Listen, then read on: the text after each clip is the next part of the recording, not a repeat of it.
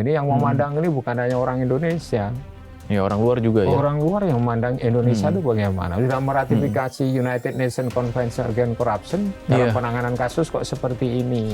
Ya cash money disimpan di dalam satu tempat yang dikira aman. Kalau dari berangkat, misalnya ya di bawah kasur. Kan saksi-saksi itu nanti kalau bersesuaian itu sudah menimbulkan satu alat bukti ya dan saksi ahli tentunya. Jadi uang itu tidak mungkin gratisan, ketidakpercayaan masyarakat, statement-statement yang liar itu beredar di masyarakat. Kan mengganggu nih prosedur penegakan hukum.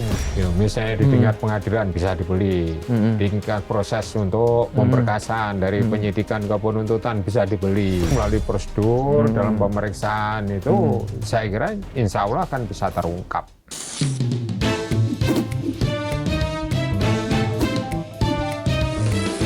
To the point aja.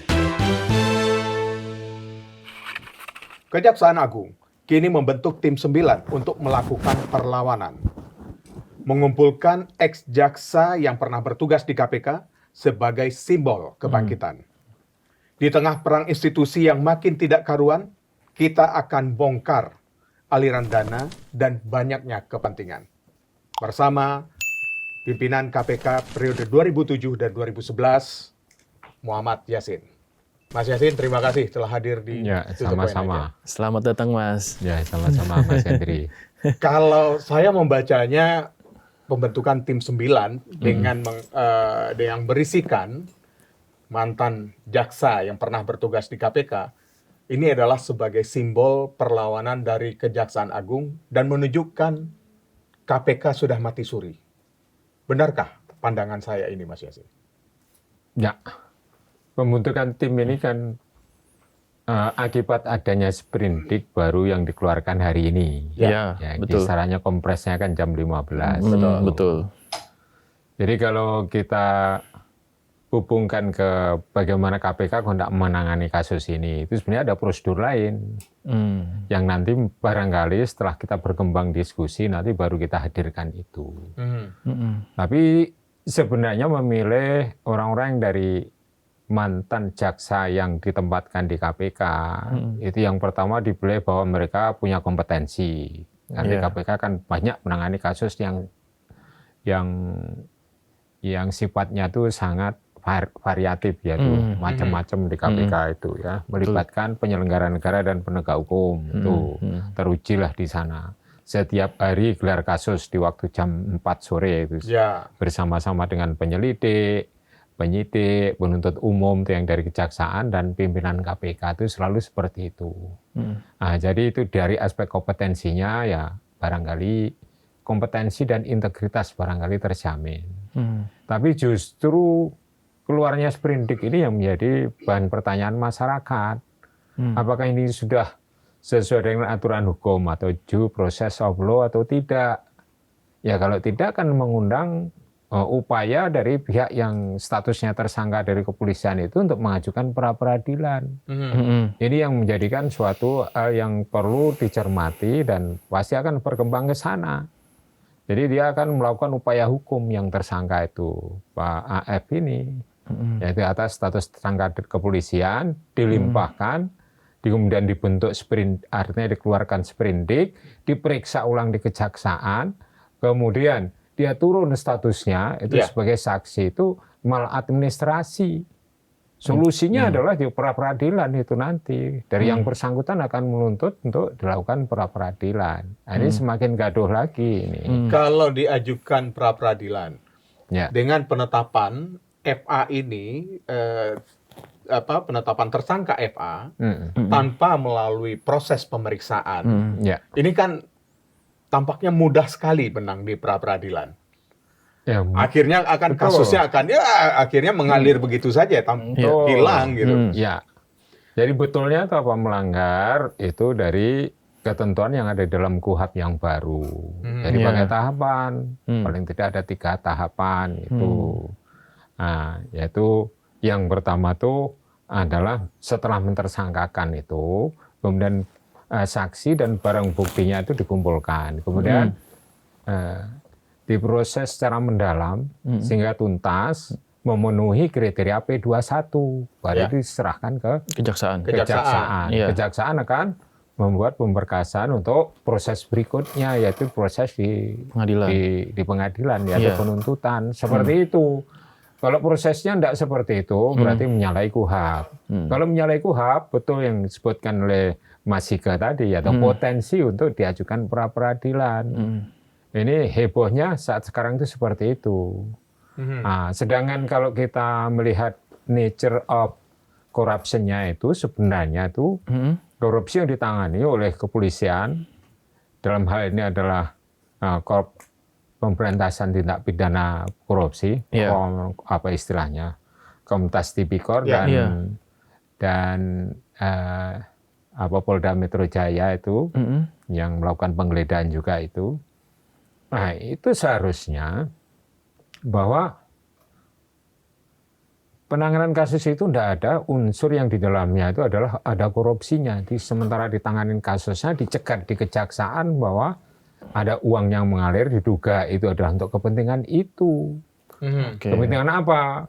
Kepentingan meringankan kasus-kasus yang sedang ditangani oleh Polri itu yang akan nantinya akan diserahkan kepada kejaksaan setelah P21. Dengan diijon dulu, dugaannya ya diijon dulu dengan uang dan emas yang demikian banyaknya itu. Artinya apa? Memenuhi kriteria pasal 10A Undang-Undang KPK, Undang-Undang nomor 19 tahun 2019 tentang perubahan 2 kali tentang KPK itu ya, seperti itu. Memenuhi itu, item 4-nya itu apabila kasus korupsi itu ditanangi atau penanganannya mengandung unsur korupsi di dalamnya. Ini kan korupsi antar penegak hukum. Betul. Sedangkan pengeluaran sprindik ini adalah hanya didasarkan nota sepakatan. Apakah nota kesepakatan itu mengalahkan peraturan perundangan yang dalam hal ini adalah KUHAP? Nah, ini menjadi pertanyaan banyak orang ini. Nah, bila semakin tidak pasti ini, kita ini kan mengharapkan masyarakat itu agar penegakan hukum itu dijalankan secara prosedur hukum yang benar, due process of law. Kemudian juga ada kepastian hukum. Kepastian hukum itu adalah compliant to the law. Compliant to the law itu apa? Ya, harus tunduk pada undang-undang kepolisian, undang-undang kejaksaan, undang-undang tentang KPK dan KUHAP tadi, dan KUHP yang baru, Undang-Undang nomor 1 tahun 2003 KUHP. Nah, itu diwujudkan dalam KUHAP itu acara pidananya. Nah, ini kalau sudah melanggar aturan hukum itu, tidak ada aturan itu yang artinya itu proses penyidikan diserahkan sebelum matang ke penyidik kejaksaan. Itu sudah tidak benar itu, maladministration atau artinya dengan membentuk tim 9 yang berisikan mantan jaksa yang pernah, saya menyebutnya pernah bertugas di KPK. Karena asumsi saya mereka masih aktif semua. Itu nothing to do dengan prosedur hukum yang seharusnya dilalui. Artinya itu hal yang terpisah. Lah membentuk tim ini oke saja. Tapi prosedur hukum silahkan diikuti. Jangan hanya mengalahkan. Atau jangan-jangan supaya jangan kasus ini diambil alih KPK nih, Mas. Ya, seharusnya KPK harus tegas mengambil alih. Gunanya dibentuk KPK itu untuk menangani kasus yang kisruh seperti itu. Ini kan sudah sengkarut, Mas. Artinya sengkarut dalam arti pada saat dia melakukan proses hukum ini udah nggak jelas sebenarnya. Udah nggak jelas. Nah, sudah maladministrasi tadi kan disampaikan ya. Nah, ini kalau menurut Mas Yasin sendiri, apa yang harus dilakukan sebenarnya saat ini gitu? Karena ini kan akan bergulir terus kasusnya kan, bergulir terus. Kemudian nanti tadi Bang Ike bilang kemungkinan akan ada pra-peradilan yang mungkin menguntungkan juga buat tersangkanya gitu, karena kondisi yang tidak ideal ini gitu. Nah, mengembalikan itu ke posisi normalnya, ini harusnya yang gerakin siapa, Mas? Ya yang menggeraki atas perintah undang-undang. Maksudnya peluang inilah harus dimanfaatkan oleh KPK. Jangan ewo pakewo. Jangan merasa terlalu dini. Penyampaian dari KPK kan terlalu dini, kan harus ada analisis, kan seperti itu. Kalau analisis itu adalah perdebatan ya. Kalau saya tadi nyebut poin 4 dari Undang-Undang 19 tahun 2019 pasal 10A tadi poin 4 itu sudah jelas bahwa ini penanganan kasus korupsi dalam penanganannya atau dalam prosesnya itu adalah mengandung unsur korupsi. Dan jadi penanganan kasus korupsi ini banyak campur tangan. Ini kan ada beberapa pendapat yang diadopsi oleh kejaksaan sehingga mengeluarkan sprindik ini. Baru, ya. Asumsinya ya. Ini kan perlu harus dibuktikan seperti itu. Jadi kalau Mas Hendri tadi itu mengatakan gimana nih ke depannya, ya paling tepat KPK harus mengambil alih kasus itu. Bukan karena saya berasal dari mantan KPK, bukan ya. Ini sesuai dengan aturan hukumnya. Bahwa KPK lah yang harus menangani kasus ini agar tidak timbul kisruh atau perdebatan ya, masyarakat. Nih, bisa langsung KPK mengambil alih ini atau harus menunggu petunjuk atau arahan dari presiden dulu, sama seperti kasus cicak buaya dulu. KPK itu tunduknya kepada aturan perundangan. Kalau laporan pertanggungjawaban atas kinerja KPK dan penggunaan uang itu ke pemerintah, presiden sebagai kepala negara. Jadi bukan di bawah struktur organisasi pemerintahan presiden KPK ini. Makanya dia adalah lembaga negara. Walaupun di dalam undang-undangnya disebutkan adalah di bawah lingkup eksekutif. Tapi tidak menghilangkan independen dan tidak menghilangkan bahwa lembaga itu adalah lembaga negara. Jadi dia yang tunduk adalah dia itu bertanggung jawab kepada publik, kepada masyarakat, dan dalam menjalankan tugas dan fungsinya itu harus berdasarkan atas aturan perundangan yang berlaku. Itu loh, makanya harus mengambil alih itu. Alasannya apa? Sah, sangat sah. Saya tambahkan sangat sah. Itu sah berarti ya? Iya, sangat sah untuk mengambil alih itu. Nah, dengan pertimbangan apa ya? Pertimbangan hukum. Hukumnya mana ya? Pasal 10A itu. Ya, artinya kita bisa bertumbuh pada KPK untuk meluruskan sengkarut yang terjadi di diambil kasus alih hukum saja, ini. Dinyatakan diambil alih, itu tetap koordinasi. Idealnya memang kasus korupsi ini sebelum diambil alih itu ada koordinasi dan supervisi. Betul. Iya, betul. Koordinasi, supervisi berujung pada pengambil alihan. Daripada ini jadi sengkarut tadi perdebatan kemana-mana sah atau tidaknya penanganan ini, menerbitkan sprindik, akhirnya yang bersangkutan turun itu statusnya sebagai saksi. Nah, ini potensi untuk diajukan ke pra-peradilan itu cukup tinggi ini. Ini Indonesia ini harus mengacu kepada law certainty lah, kepastian hukum. Ini yang memandang ini bukan hanya orang Indonesia. Ya, orang luar juga ya. Orang luar yang memandang Indonesia itu bagaimana? Sudah meratifikasi United Nations Convention Against Corruption dalam penanganan kasus kok seperti ini. Itu tidak berkepastian hukum. Itu harus ya kita sarankan kepada KPK itu untuk mengambil alih sesuai dengan kapasitas dia yang secara sah boleh mengambil kasus itu untuk ditangani. Sehingga apa kalau diambil oleh KPK apa pasti itu akan berhasil ya. Paling tidak itu dari konflik of interest-nya tidak ada. Ya, betul. Konflik of yang interest pertama adalah konflik interest, yang kedua independensi. Jadi dia tidak bisa dipengaruhi dari mana-mana KPK itu. Dan nantinya KPK dengan menunjukkan dengan transparansi penegakan gitu, hukumnya. Penegakan hukum. Itu selesai. Tapi kalau diambil alih sama KPK, apakah pra-peradilan bisa tetap berjalan, Mas? Diambil alih nih misalnya sama KPK nih, kasus ini. Pra-peradilannya tetap berjalan bisa atau enggak? Bisa saja, tapi kan bisa ditersangkakan kembali. KPK itu mengalami hal seperti itu sering kali. Misalnya Ketua DPR, Setia Novanto pra-peradilan menang, tersangkakan lagi. Kita kan yakin karena prosedur hukum yang diikuti oleh KPK itu sudah jelas. Sudah istilahnya due process of the law. Gitu Bang Eke dan Bang Hendri. Gitu. Sekarang kita ngelihat ke arah semacam perseteruan yang ramai diperbincangkan masyarakat, Mas Yasin. Betul. Dan saya mengenal Mas Yasin adalah sebagai seorang akuntan forensik. Yang memang punya latar belakang akuntansi kan ya Mas ya. Nah kalau melihat pertimbangan perang institusi ini, tampaknya kalau publik membacanya kan adalah perang institusi, perang di Polri dan perang di Kejaksaan, saling ciduk pimpinan mereka sehingga itu munculkan perang antar institusi ini. Kalau melihat tampaknya seolah-olah perebutan kasus dugaan korupsi yang sangat besar ini, yang melibatkan pejabat-pejabat di kedua institusi ini, bagaimana seharusnya kita bisa melihat aliran dana? Kan kalau kita mengacu dalam hal TPPU atau korupsi itu kan follow the money selalu mengacu konsepnya. Bagaimana Mas Yassin melihat supaya ini benar-benar terbuka? Apalagi tersangka jaksa Febri, mantan Jampitsus Febri Adriansra itu pernah menyebut uang yang ditemukan di rumahnya di Sentul bukan punya, ada yang punya katanya. Bukan punya dia. Ya, begini ya. Follow the money itu apabila yang memantau adalah PPATK. PPATK diminta atau tidak diminta lapor kepada APH. Yakni kepolisian, kejaksaan, dan KPK. Ya, tiga-tiganya itu.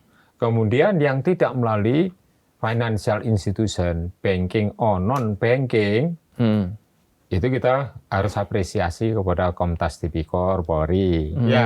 Dia mengikuti kemana-mana. Nah, ada dugaan itu juga disisipkan ke money changer, kemudian juga ada di kafe. Itu luar biasa, kita apresiasi ya. Di samping yang di rumahnya yang ada berangkasnya itu. Betul. Artinya follow the money, by istilahnya tidak by financial institution karena uangnya pernah ditaruh dan ditransfer melalui banking atau non financial institution tadi, non banking ya. Ini kita apresiasi. Itu cara-cara yang bagus bagi mereka yang bisa mentelusuri dugaan-dugaan kecurigaan apabila bertemu di mana misalnya di kafe diikuti kan seperti itu tuh bagus. Cara-cara KPK juga seperti itu bila ingin mendapatkan informasi yang tidak hanya sekedar berasal dari PPATK atau dari informan handling yang lain itu bisa saja dengan cara-cara seperti itu. Kita apresiasi itu. Tapi dugaan itu kan yang mengerucut kepada kasus yang sedang ditangani oleh Polri, Kompas Tipikor. Itu misalnya saja itu korupsi batubara di downgrade kualitas teknik dari batubara. Betul. Ya kan?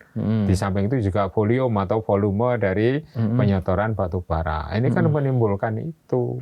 Sehingga untuk mengamankan tidak di Polri-nya tapi di kejaksaan pada saat nanti di proses hukum untuk penuntutannya. Itu luar biasa ini. Jadi kalau menurut saya ini kasus korupsinya itu an extraordinary crime betul ini. Luar biasa. Di Ijon tadi yang Mas bilang itu.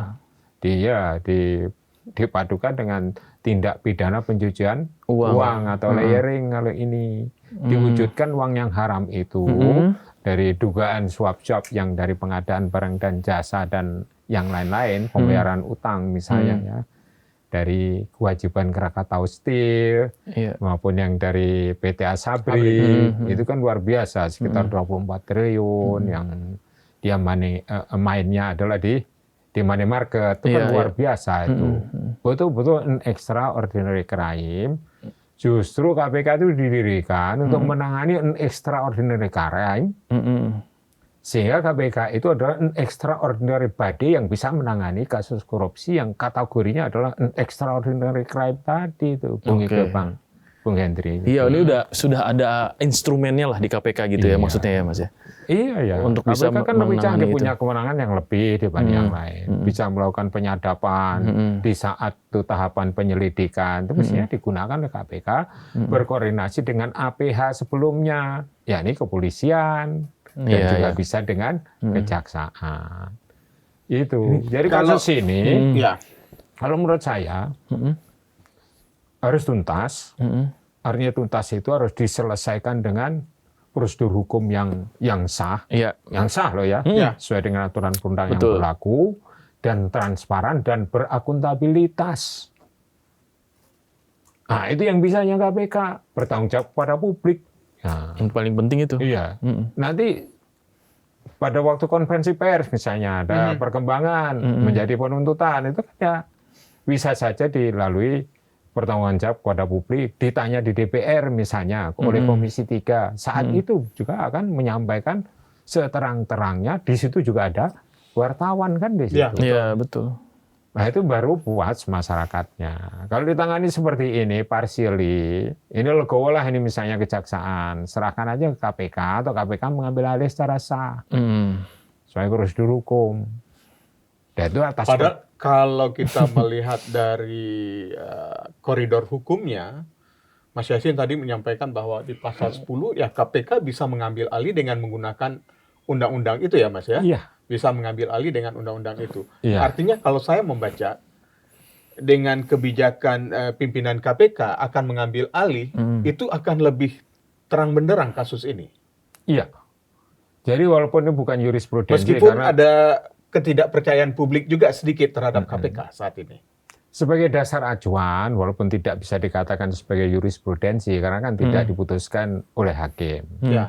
Jadi kasus-kasus yang ditangani sebelumnya oleh kejaksaan, kemudian diambil alih oleh KPK dengan alasan-alasan seperti kriteria yang ada di dalam pasal 10A itu sudah pernah dilakukan pada saat pasal di aturan 10A itu ada di pasal 9 Undang-Undang 30 tahun 2002. Ya, yaitu apabila kasus korupsi ditangani, di dalamnya ada unsur korupsi.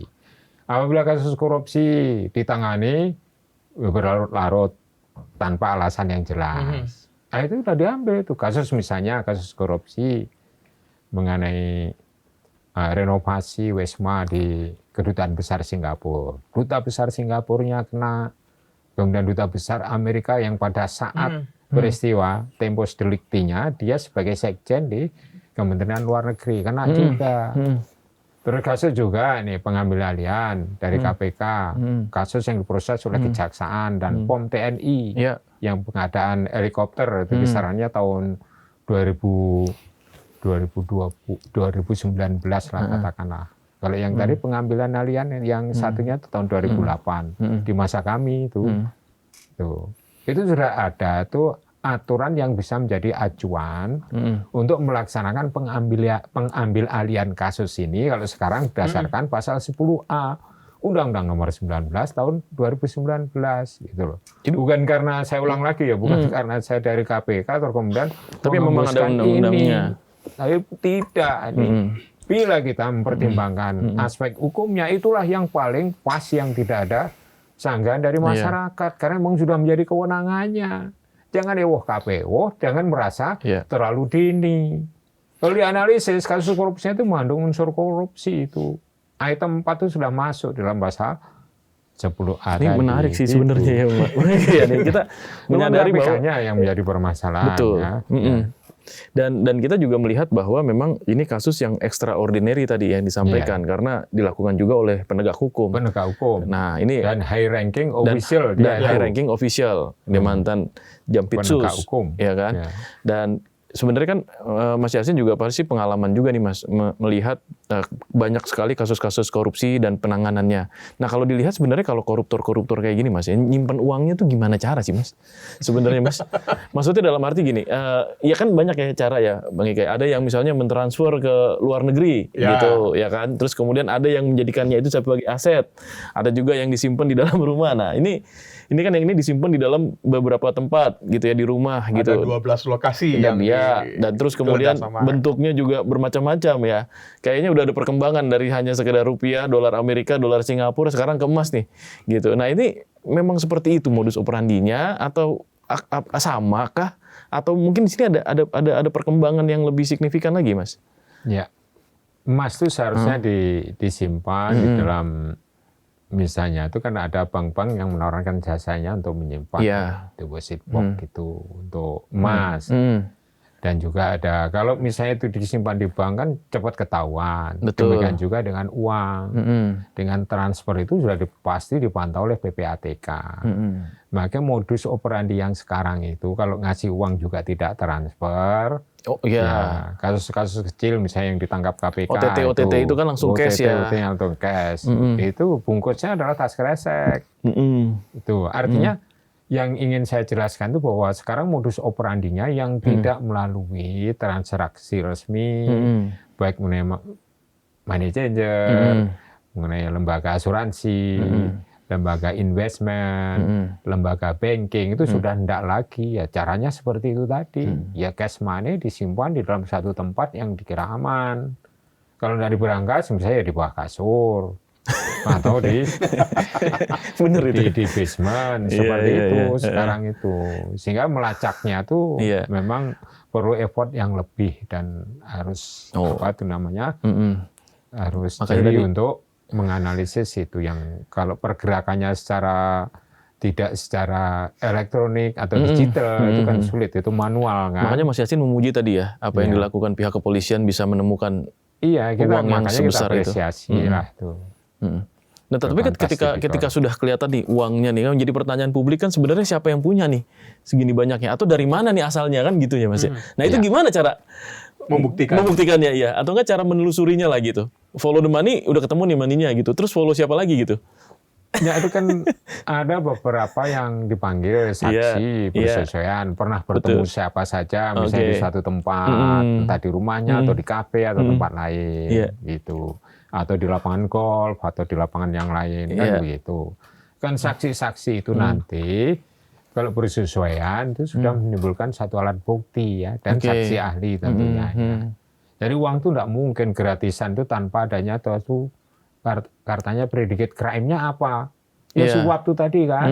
Suap gratifikasi itu predicate crime-nya. Suap gratifikasi itu adalah corruption di situ. Jadi KPK juga bisa menangani kasus itu. Kalau itu TPPU-nya berasal dari bonggol perkaranya atau predicate crime-nya itu berasal dari corruption. Itu kewenangan KPK bisa langsung ya mengambil alih itu ngambil alih. Itu baik korupsinya, suapnya, gratifikasinya maupun TPPU-nya. Itu loh, dugaannya kan dari korupsi, tindak pidana korupsi. Ini kan kita jadi bertanya-tanya, KPK kan tidak mengambil alih hal ini. Kalau berkaca pada pengalaman pada masa Mas Yassin dulu sebagai pimpinan KPK kan ada kasus cicak buaya ya. Ya ada kasus cicak buaya. Kalau sekarang kan publik menilainya ini buaya lawan buaya. Buaya versus buaya ini ya. Ini kalau KPK kalau KPK ikut cicak lawan buaya-buaya ini. Ya, kalau KPK ikut mungkin karena KPK masih kecil, masih cicak. Jadi akhirnya jadi lemah dan tidak berani, akhirnya jadi bersembunyi sajalah. Iya. Nah, kalau Mas Yassin punya pandangan seperti apa, Mas? Ya pandangannya penanganan kasus ini harus fair ya, harus fair sesuai dengan prosedur hukum, tidak ada rekayasa. Karena di dalam cicak buaya yang pertama dulu itu ada rekayasa. Jadi kalau ini fair, tidak ada rekayasa sesuai dengan prosedur hukum. Rekayasanya di mana kalau cicak yang dulu itu?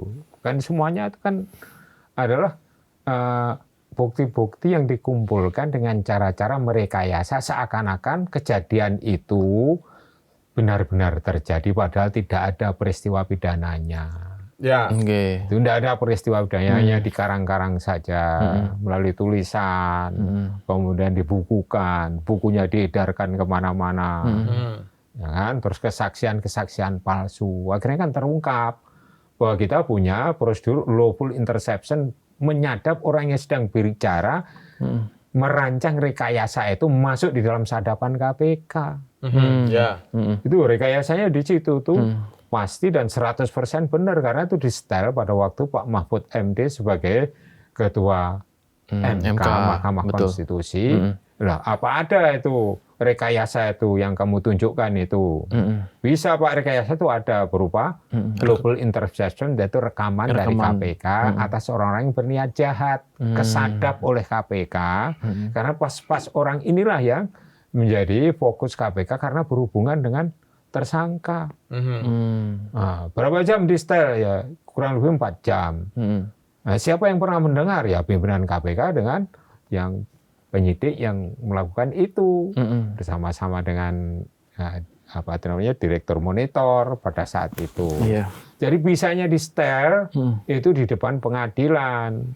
Nah, ini berhubung nih kami mengajukan judicial review tentang pasal 32 huruf C. Ini kita harap ini bisa di setel dalam pengadilan MK itu atas gugatan judicial review ini. Di setelah di situ. Maka ketahuilah itu bahwa kasus itu adalah kasus rekayasa. Itu loh. Jadi kalau kasus ini, kasus besar, harus transparan, nanti tidak ada rekayasa, harus ditempuh dengan suatu proses hukum sesuai dengan prosedur hukum, berdasarkan aturan perundangan yang berlaku, kemudian juga berakuntabilitas dan ada asas transparansi itu. Asas-asas yang ada di KPK itulah yang harus dipakai ya. Ya, asas kepastian hukum. Asas kepastian hukum. Tapi kan akhirnya kalau kita lihat KPK juga tidak bergerak langsung untuk mengambil alih. Kemudian Polri melimpahkan kasusnya ke kejaksaan.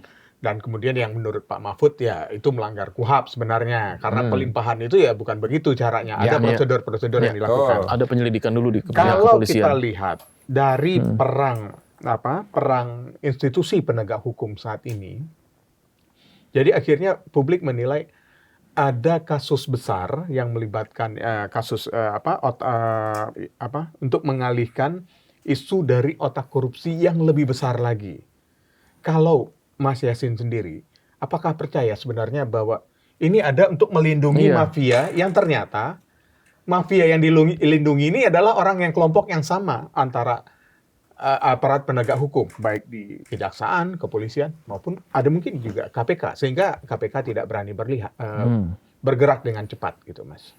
Ya, momentum ini masyarakat yang paham hukum, akademisi, praktisi, penggiat anti korupsi atau oversight agencies, ya NGO yang bergerak dalam bidang ini anti korupsi ini harus menyuarakan yang benar ini sehingga penanganannya kasus ini menjadi jelas begitu loh. Jadi terang benderang ya. Jadi terang benderang dan lengkap, dipantau terus oleh masyarakat ini ya. Kasusnya tidak hanya itu aja loh, kasus-kasus besar yang sedang ditangani oleh Kejaksaan Agung juga banyak.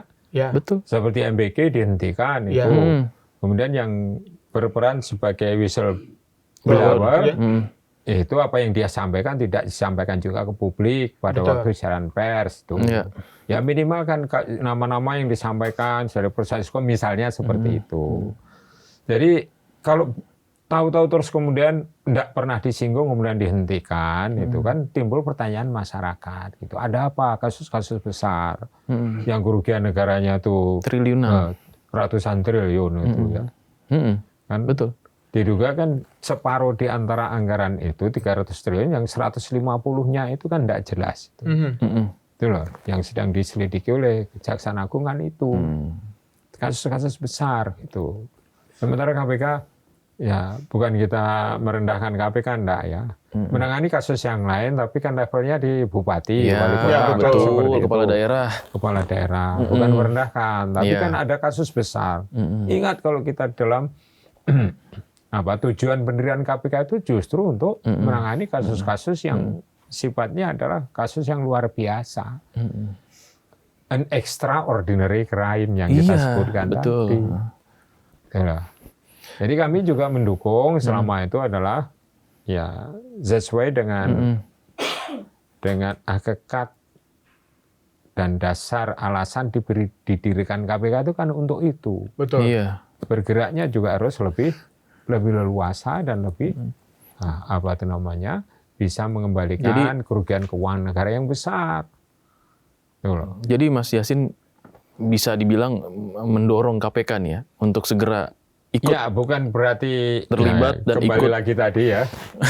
Saya berasal dari KPK bukan terus ingin menonjolkan KPK itu bukan. Gitu. Tapi memang sudah tupoksinya KPK untuk dan prosedur hukum yang betul seperti itu untuk menyelesaikan kasus ini gitu. Menyelesaikan kasus ini. Kalau tidak nanti timbul suatu hiruk pikuk lagi atau semeraut tadi ketidakpercayaan masyarakat, statement-statement yang liar itu beredar di masyarakat. Kan mengganggu nih prosedur penegakan hukum kalau masyarakat mayoritasnya tidak percaya kepada proses hukum atau penegakan hukum. Nah, itu dia tuh. Betul. Yang kita khawatirkan kan itu. Kita memberikan kita percaya sama siapa lagi kalau hukum kita bisa dibeli gitu kan. Ya, misalnya di tingkat pengadilan bisa dibeli, di tingkat proses untuk pemberkasan dari penyidikan ke penuntutan bisa dibeli. Ya, terus kemudian ya kita melihat kepada kasus-kasus yang sebelumnya terjadi. Bila yang menangani kasusnya itu adalah internal, orang menyebutnya jeruk makan jeruk, misalnya Iya, seperti iya, itu, iya. maka tidak maksimal. Iya. Orang pasti ingat kasus Pinangki, Iya. Ya, jangan Betul. Pinangki, betul. jaksa Pinangki, itu tuntutannya 10, akhirnya putusannya 4 tahun. Gitu. Nggak tahu nih prosedurnya bisa berubah semacam itu. Ya.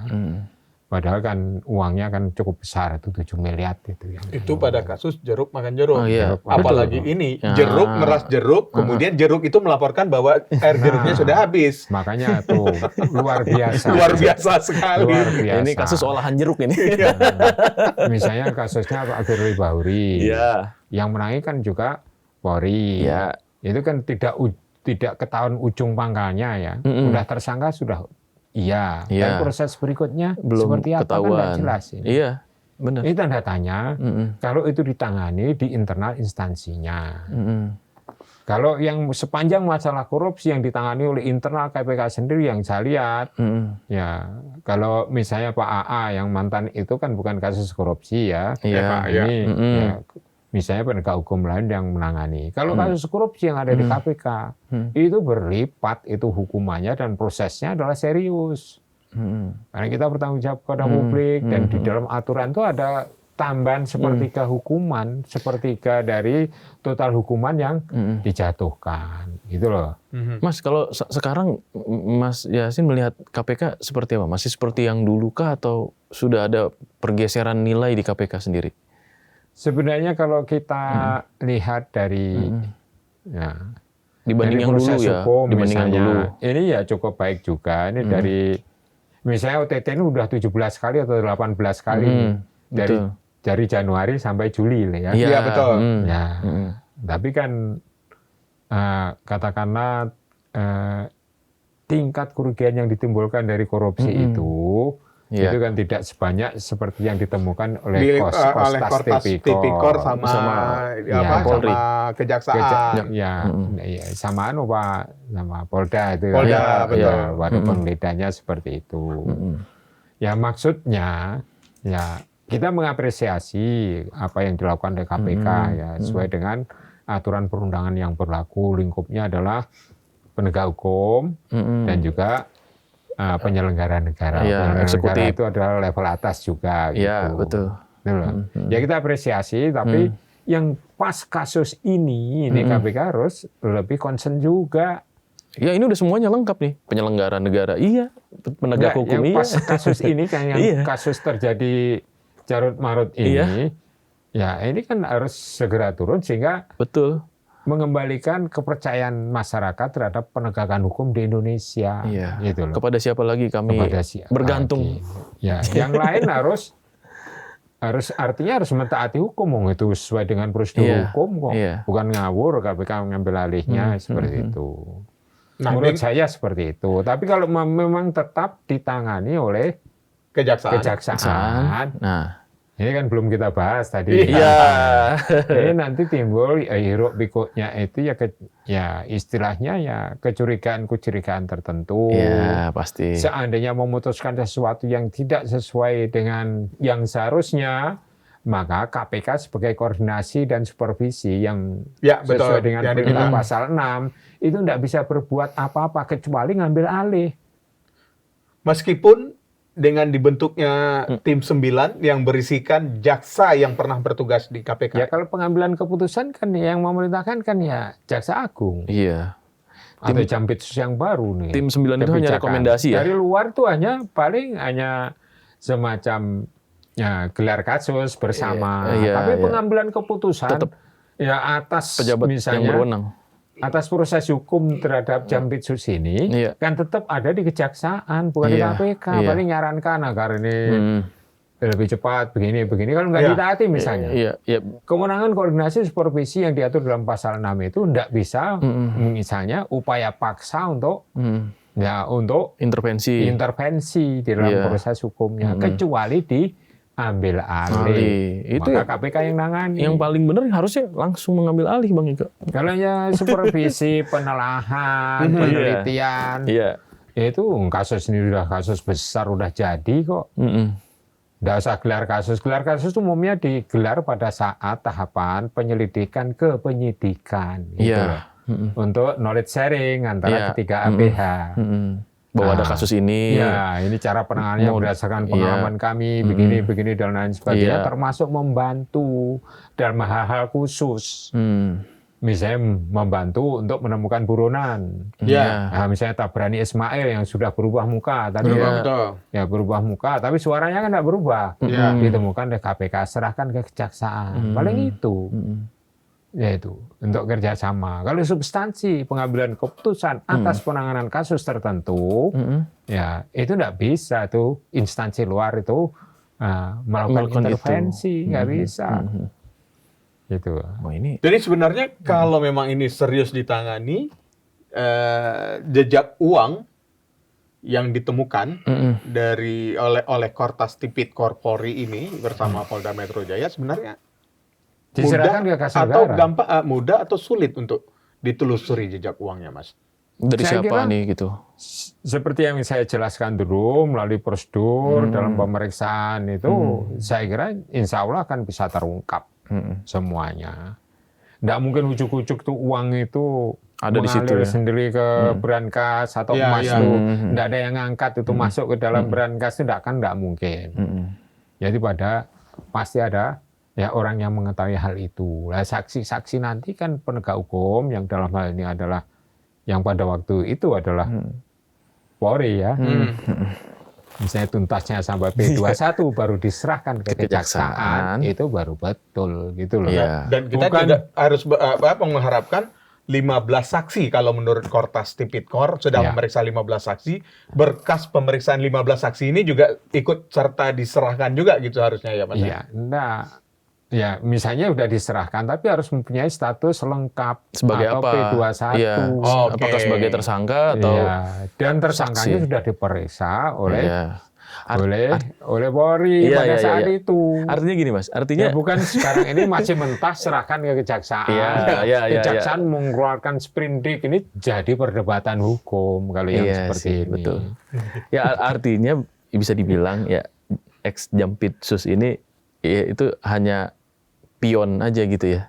Sebenarnya ini kalau misalnya diselidiki serius oleh pihak kepolisian, Ya, oleh penyidik, kemana-mana, ya kan, akhirnya kan Juga, kemana-mana. ya. Artinya akan ada tersangka-tersangka lain kan, selain dia, Ya, gitu kan? Kalau dia tuh bisa 450 miliar ambil setengah triliun, Iya. ya mungkin yang lain-lain Akan ya, lebih besar akan lebih nilainya. banyak.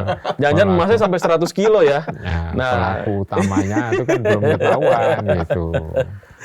Baru Jadi kalau artinya setelah ada tersangka-tersangka itu semua sudah lengkap bahwa oh ini sudah semua nih paketnya nih, ya kan, tersangkanya bukan cuma satu tapi misalnya ada beberapa orang gitu kan, Ya. baru kemudian diserahkan P21 ke kejaksaan gitu ya Mas dan ya. bersedia menjadi whistleblower itu Oke. lebih bagus. Nah, menjadi whistleblower cerita lagi dia. Cerita lagi Iya. pelaku utamanya Nah, ya, akan oke. terkena di situ. Ini artinya penyelidikan belum mateng, udah Matang, diserahkan. Diserahkan. Itu Gitu. jadi pertanyaan yang menimbulkan ketidakpercayaan masyarakat terhadap proses hukum yang ada di Indonesia. Menurut saya Kalau seperti itu. di masa kepemimpinannya Mas Yasin di KPK, kasus-kasus yang seperti ini yang nilainya lebih besar ada ya Mas ya? Yang pernah ditangani pada saat itu? Ya, kasus-kasus di pertambangan itu kita cegah melalui pencegahan. Ya. Jadi belum sampai terjadi kasus. Kajian-kajian sistem yang menyangkut tentang alih status hutan itu kan tidak berlanjut. Kalau hutan itu transaksinya kan duitnya kan besar. Ya. Iya. Tuh, itu juga tidak lagi berlanjut gitu loh. Ada yang Udah dikeburu di stop ya. ada yang sudah ada yang pernah menyetop, jadi ada deterren dari pihak Oke. yang melakukan ulang itu. Tapi kasus-kasus pertambangan nih, karena adanya suatu tumpang tindih aturan perundangan, tata ruang ya, provinsi dan Iya. kemudian undang-undang kehutanan tumpang tindih, maka itulah yang dipakai sebagai ya alat untuk menentukan sesuatu titik kemudian dibongkar itu Iya. tidak ada masalah. Banyak aturan ya. Atas eksplorasinya itu Iya. saja sebenarnya bermasalah. Di stop sebelum dia korupsi, sekarang tidak bisa. Makanya penambangan liar masih banyak. Betul. Karena masih ada ini duplikasi antara tata ruang itu, undang-undang tata ruang itu dengan undang-undang kehutanan. Belum lagi sampai undang-undang sekarang- ESDM. Ya, yang dulu pernah kita lakukan kajian sistem dan sudah kita paparkan kepada DPR ya, komisi berapa lupa saya, komisi yang menangani dibikin satu lah. itu. Harusnya jadi satu perundangan yang tegas gitu ya. Jangan Saran-saran masing-masing bikin mengenai undang-undang. Jangan terulang kasus korupsinya aja melalui kajian sistem itu, tata kelola, bisnis proses. Iya. Yaitu mengenai tata kelola nanti yang mengenai tugas dan fungsi yang harus dikaji, aturan perundangan, SDM, dan budaya kerja. Jadi sebenarnya ini mah kasus sudah lama ya, dan sebenarnya udah ketahuan sebenarnya persoalannya di mana ya, Mas ya? Ya. Artinya ada celah untuk korupsi itu sebenarnya tahu kan, ada di mana celahnya? Ya salah satunya di perundang-undangan, birokrasi dan segala macamnya gitu. Tapi masih kejadian juga ya, artinya memang berulang lagi, tidak mau ada yang tidak ada yang mau yang memperbaiki. Ya. Kasus pertambangan misalnya di Timah itu kan ya 350 triliun. Betul. Iya. Hampir sama dengan MBG itu. Iya. Hukumannya hanya 5 tahun. Betul. Terus untuk yang dikembalikan ke kas negara kan hanya seberapanya. Iya. Sangat-sangat kecil itu. Jadi tidak bisa maksimal dalam hal pengembalian kerugian keuangan negara, itu yang pertama. Dan untuk punishment-nya terhadap pelaku korupsinya itu rendah gitu. Dibandingkan dengan apa perbuatan yang merugikan sampai ratusan triliun itu. Betul. Kok sama dengan yang mencuri motor? Yang mencuri motor hukumannya. Iya. Misalnya seperti itu. Betul. Ini kan melukai rasa keadilan masyarakat. Seperti itu. Kalau Terakhir, menurut pendapat saya, ya. Terakhir Mas Yassin, kasus ini apakah Mas Yassin yakin bisa terungkap dengan jelas dan penegakan hukumnya juga transparan? Atau Sepanjang proses penanganannya itu tidak mengikuti atau tidak taat pada alur proses hukum, ya didasarkan atas aturan perundangan yang berlaku yakni KUHAP, due process of law-nya juga tidak pas sesuai dengan urut-urutan atau tahapan dalam KUHAP, dan ada lembaga penegak hukum yang lain diam saja walaupun dia punya kewenangan, maka saya menilainya untuk sementara, mudah-mudahan tidak terjadi ya. Hiruk pikuknya itu akan berkepanjangan ini. Hiruk pikuknya akan berkepanjangan, karena ada pra-peradilan juga kan. Ya. Jadi suara-suara ketidakpercayaan masyarakat ini menurut dugaan saya, mudah-mudahan tidak benar ya. Ini akan semakin mencuat dan mengganggu lah, ya mengganggu apa itu namanya ya, kedamaian hidup bangsa Indonesia ini. Stabilitas bangsa ini. Baik, kalau gitu. Terima kasih Mas Yassin telah hadir di To The Point aja. Terima kasih kembali. Sobat Sindo, hukum kita sedang dijajah oleh kepentingan para elit. Saat aliran dana korupsi menyeret nama-nama yang sulit. KPK harus bangkit dan berhenti menjadi alat yang pelik. Saya Ika Kesuma. Dan saya Andri Susanto. Sampai jumpa.